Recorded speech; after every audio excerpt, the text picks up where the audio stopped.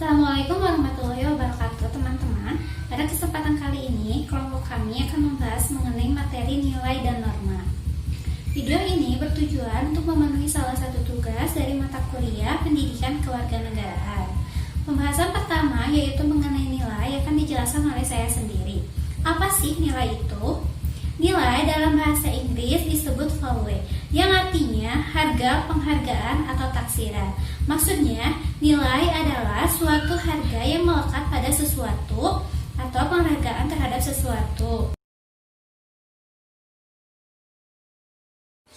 Bambang Darsono mengemukakan bahwa nilai adalah suatu kualitas atau penghargaan terhadap sesuatu yang dapat menjadi dasar penentu tingkah laku seseorang. Materi selanjutnya yaitu mengenai ciri-ciri nilai. Terdapat 3 ciri menurut Bertens. Yang pertama, nilai berkaitan dengan subjek. Jika tidak ada subjek yang menilai, maka nilai pun tidak akan ada. Yang kedua, nilai tampil dalam suatu konteks praktis, di mana subjek ingin membuat sesuatu. Dalam pendekatan yang semata-mata teoritis, tidak akan dapat menghasilkan sebuah nilai. Yang ketiga, nilai menyangkut sifat-sifat yang ditambah oleh subjek terhadap objek, di mana nilai tersebut tidak dimiliki oleh objek. Macam-macam nilai. Secara aksiologis, nilai terbagi berdasarkan kualitas nilai tersebut. Terbagi menjadi 2. Yang pertama, nilai baik dan nilai tidak baik yang dipelajari oleh etika. Yang kedua, nilai indah dan tidak indah yang dipelajari oleh estetika. Sedangkan menurut Notonegoro, nilai terbagi menjadi 3. Yang pertama, nilai material. Nilai material meliputi berbagai konsepsi tentang segala sesuatu yang berguna bagi unsur jasmani manusia atau unsur fisik manusia. Contohnya, baju, rumah, celana, dan lain-lain. Yang kedua, nilai vital. Nilai vital meliputi berbagai konsepsi tentang segala sesuatu yang berguna bagi manusia dalam menjalankan aktivitasnya. Contohnya, motor, mobil, dan lain-lain. Yang ketiga, nilai kerohanian. Nilai kerohanian meliputi berbagai konsepsi tentang segala sesuatu yang berguna bagi unsur rohani manusia. Nilai kerohanian ini terbagi menjadi 4. Yang pertama, nilai kebenaran yang bersumber pada rasio atau akal manusia. Yang kedua, nilai keindahan yang bersumber pada unsur perasaan. Yang ketiga, nilai moral yang bersumber pada unsur kehendak. Yang keempat, nilai keagamaan yang bersumber pada kitab suci atau wahyu Tuhan. Baik, saya akan meneruskan materi tentang pengertian norma dan macam-macam norma. Pengertian norma. Norma adalah petunjuk tingkah laku yang harus dilakukan dan tidak boleh dilakukan dalam kehidupan sehari-hari, berdasarkan suatu alasan tertentu dengan disertai sanksi. Apa sih sanksi itu? Sanksi adalah aturan atau akibat yang akan diterima apabila tidak dilakukan menurut Wijaya 1985 halaman 168. Macam-macam norma. 1. Norma agama adalah aturan-aturan hidup yang berupa perintah-perintah dan larangan-larangan oleh pemeluknya yang bersumber dari Tuhan Yang Maha Esa. Aturan-aturan itu tidak hanya aturan vertikal antara manusia dengan Tuhan, tapi juga aturan tentang horizontal antara manusia dengan sesama manusia. 2. Norma kesusilaan adalah aturan-aturan hidup tentang tingkah laku buruk berupa bisikan suara batin yang berasal dari hati nurani manusia. Berdasarkan kodrat kemanusiaannya, hati nurani manusia menyimpan potensi nilai-nilai kesusilaan. 3. Norma kesopanan adalah aturan hidup bermasyarakat tentang tingkah laku yang baik dan tingkah laku yang tidak baik, patut dan tidak patut dilakukan, yang berlaku dalam suatu lingkungan masyarakat atau komunitas tertentu. Nilai norma ini biasanya bersumber dari adat istiadat, budaya, atau nilai-nilai masyarakat. 4. Norma hukum adalah aturan-aturan yang dibuat oleh lembaga negara yang berwenang, yang mengikat, dan bersifat memaksa demi terwujudnya ketertiban masyarakat.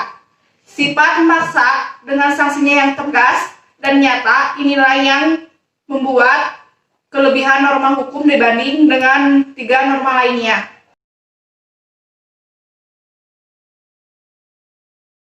Fungsi konstitusi. Konstitusi dalam arti luas dan konstitusi dalam arti sempit.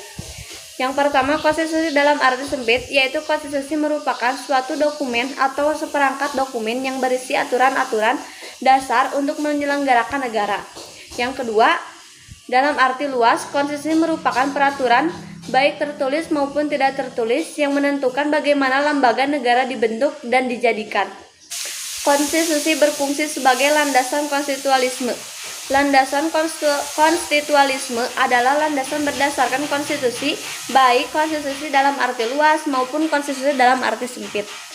Konstitusi dalam arti luas meliputi undang-undang dasar, undang-undang organik, peraturan perundang-undangan lain, dan konvensi. Konstitusi dalam arti sempit berupa Undang-Undang Dasar Asim Rianto 2009. Yang kedua, konstitusi berfungsi untuk membatasi kekuasaan pemerintah sedemikian rupa sehingga penyelenggaraan kekuasaan tidak bersifat sewenang-wenang. Dengan demikian, diharapkan hak-hak warga negara akan lebih terlindungi. Yang ketiga, konstitusi berfungsi yang A. membatasi atau mengendalikan kekuasaan penguasaan agar dalam menjelaskan kekuasaan tidak sewenang-wenang terhadap rakyatnya. B. memberi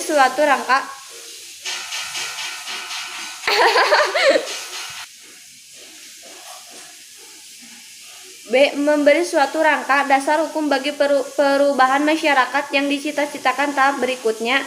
C. dijadikan landasan penyelenggaraan negara menurut suatu sistem ketenegaraan tertentu yang dijunjung tinggi oleh semua warga negaranya. D. menjamin hak-hak asasi warga negara. Menggali sumber histori, sosiologis, dan politik tentang demokrasi yang bersumber dari Pancasila. Sumber nilai yang berasal dari demokrasi desa. Demokrasi yang diformulasikan sebagai pemerintahan dari rakyat, oleh rakyat, dan untuk rakyat merupakan fenomen baru bagi Indonesia ketika merdeka. Kerajaan-kerajaan pranegara Indonesia adalah kerajaan-kerajaan feodal yang dikuasai oleh raja-raja autokrat. Akan tetapi, nilai-nilai demokrasi dalam taraf tertentu sudah berkembang dalam budaya Nusantara dan dipraktikkan setidaknya dalam unit politik terkecil seperti di Jawa, di Sumatera Barat, dan Banjar di Bali. Sumber nilai yang berasal dari Islam. Nilai demokrasi yang berasal dari Islam bersumber dari akar teologisnya, intinya dari keyakinan Islam adalah pengakuan pada ketuhanan yang Maha Esa, tauhid atau monoteisme. Sumber nilai yang berasal dari Barat.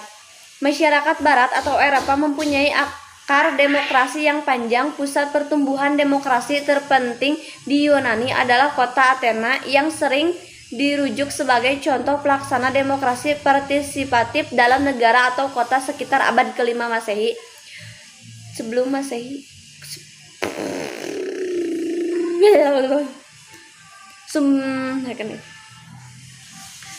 Sumber nilai yang berasal dari Barat. Masyarakat Barat atau Eropa mempunyai akar demokrasi yang panjang. Pusat pertumbuhan demokrasi terpenting di Yunani adalah kota Athena yang sering dirujuk sebagai contoh pelaksana demokrasi partisipatif dalam negara atau kota sekitar abad ke-5 sebelum Masehi. Selanjutnya munculnya pula praktik pemerintahan sejenisnya di Romawi, terdapat di kota Romawi atau Italia.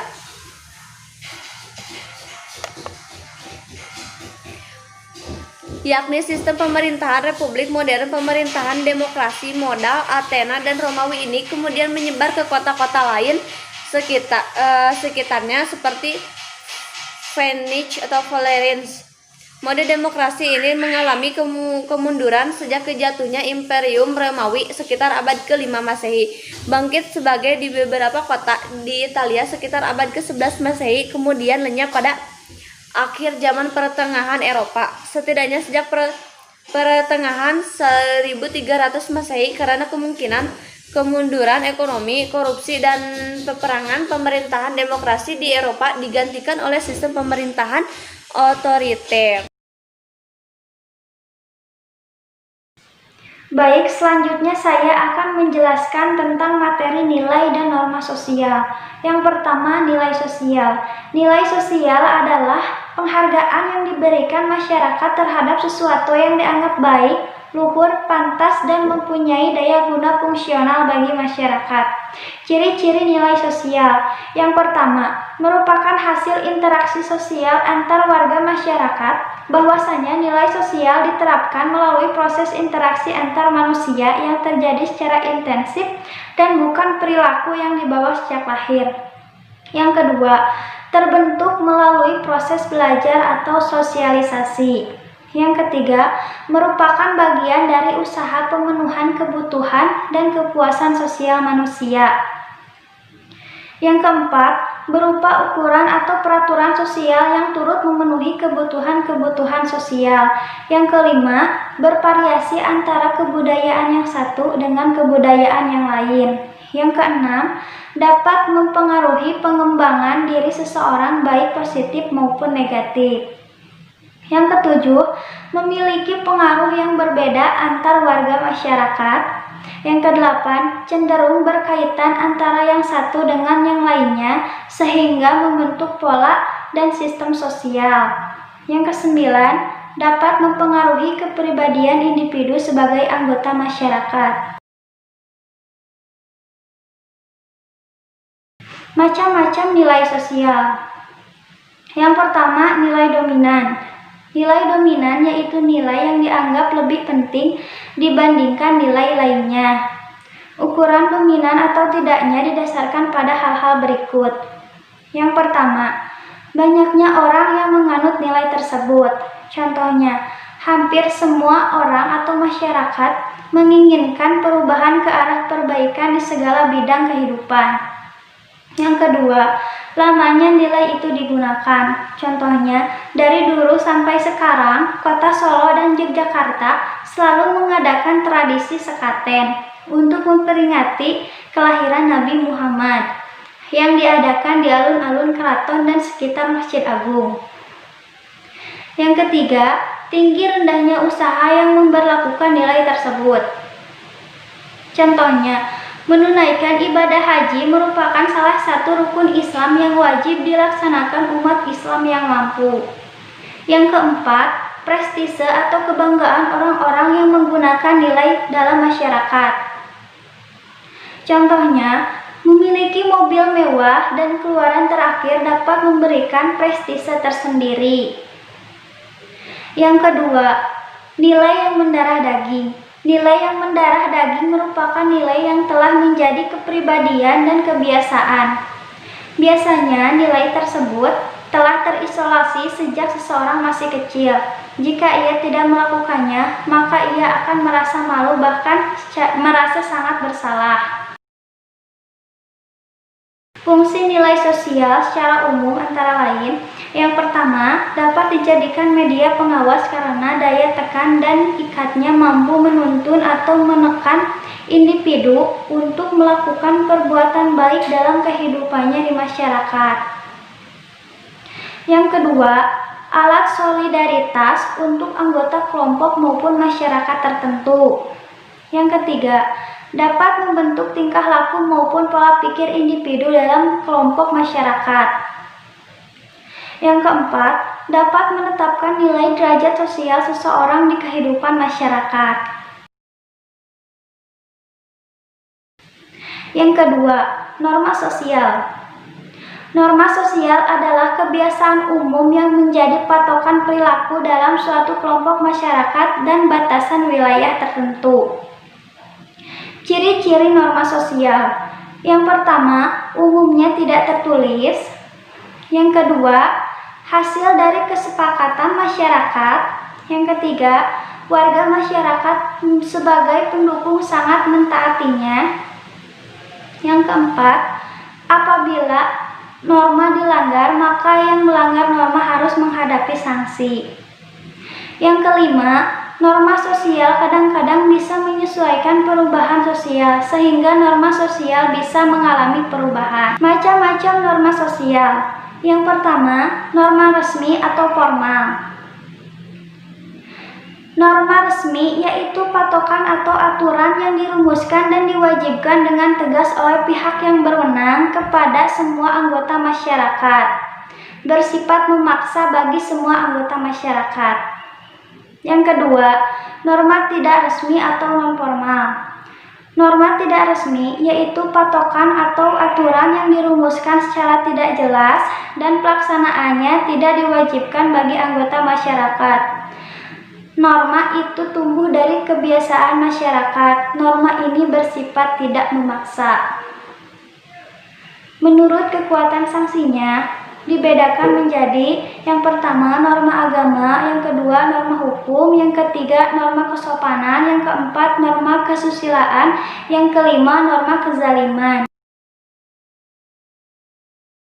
Yang pertama, sebagai aturan atau pedoman tingkah laku dalam masyarakat. Yang kedua, sebagai alat untuk menertibkan dan menstabilkan kehidupan sosial.